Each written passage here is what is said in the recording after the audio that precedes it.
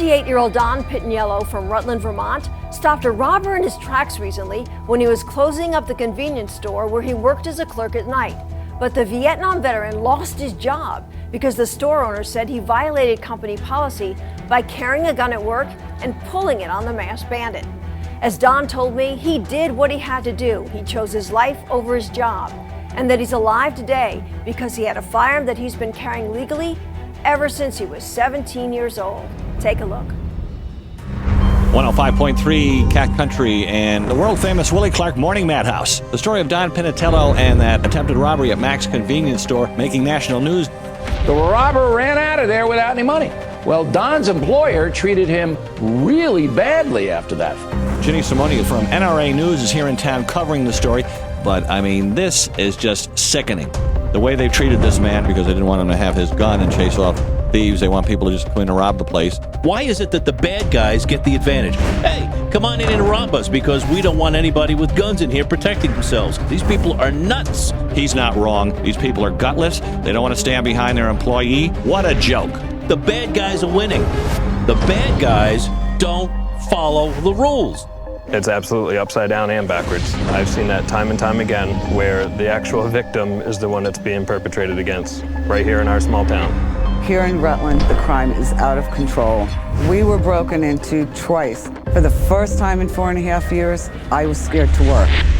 This is a cesspool right here, all fueled by these crackheads and heroin addicts. They're looking to get quick money so they can go get their next fix, unfortunately. People are afraid to go to the supermarket. Here's a guy that finally just had enough. Oh, I was angry. I think he should have gotten a medal. It's about time somebody stepped up and said no, because they're going to keep escalating it. There was an attempted robbery at a Mac's convenience store and then an actual completed armed robbery at the same Mac's convenience store weeks later.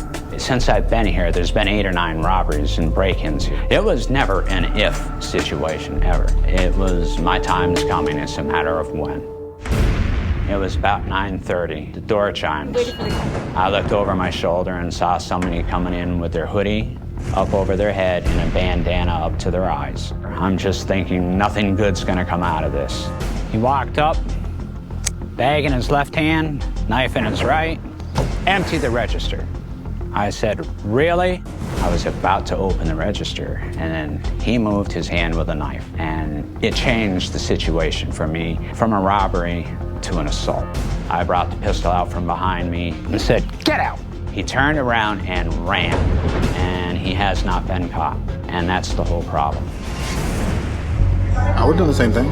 I worked in a place in Wallingford that was robbed by 3 guys. I don't care if I get fired. It's my life.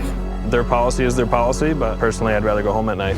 He's my man, I told him that already. Just didn't make any sense. Case closed. When I called the office manager, I had explained right off the bat, I knew what their policy was and I knew I was violating it. And their first comments are, how much did they get? Was anything taken? It's never been, are you all right? I think the corporate stores haven't learned that lesson. Their feeling is you just give them the money and everything will be fine. Well, if I have a knife in my face, I'm not going to be fine. Even if you do, and it's happened, people have been hurt and killed, even after they've handed the money over. I can give them the money, I can't take back my life. Miss Allen, the owner, she was like a type A prosecutor that was out for blood. But she actually made me feel like I should be apologizing to the robber. She did say I was too aggressive to the robber. And after the 20 minutes, I quit. And on top of that, you get a letter from the company? After I was unemployed by them, I got a letter of no trespass. It's very strange. To me, it's off the wall. You don't do that to a veteran. That makes it 10 times worse. I'm still trying to swallow that. I understand policy, I don't understand the treatment. What did the police say to you about you having your firearm? Pretty much just about their exact words. I did everything right. I broke no laws, and they were glad I did what I did. I think if there was armed clerks in every store, the robberies would stop in those stores. I definitely think it's a deterrent, no doubt about it. This can't be tolerated. Oh yeah, when I heard, I was like, we absolutely have to get done. That was awesome. I think that's great. A mom and pop store like that, that's open to his right to carry and totally embracing him is the right thing to do. mean, that's just the best security you can get. I can guarantee you nobody's going to go in up there looking to hold up Don if they know anything about him. Don't even bother trying it because your life at risk. We're mom and pop. We're not a corporation. We make our own rules. I think what Don did sent a good message. And I feel safer with him here. I truly do. So their loss, my gain. I was humbled. I was really humbled. I feel justice is served very much. Our customer base has increased. They don't even stop to buy anything. They pull their car in once they see his motorcycle, come running in, shake his hand. You're a good man. I'm glad you stood up for what you believe in. Thank you. But Don told me this isn't just about him surviving a close call. He's also concerned about the other workers here he left behind.